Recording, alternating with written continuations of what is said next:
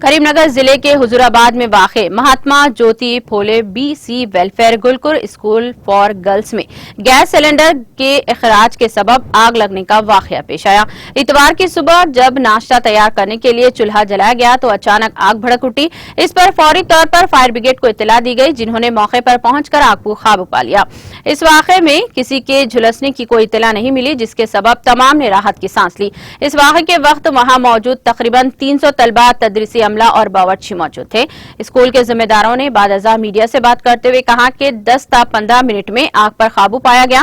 उन्होंने निशानदही करते हुए कहा कि इस वाक़े के साथ ही चौकसी का मुजाहरा किया गया और तमाम तलबात को, जिनकी तादाद 260 थी, को मैदान में बिठा दिया गया।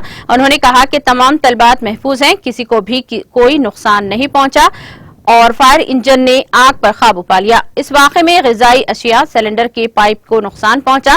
फायर ब्रिगेड के जिम्मेदारों ने कहा कि बड़ा कोई नुकसान नहीं हुआ।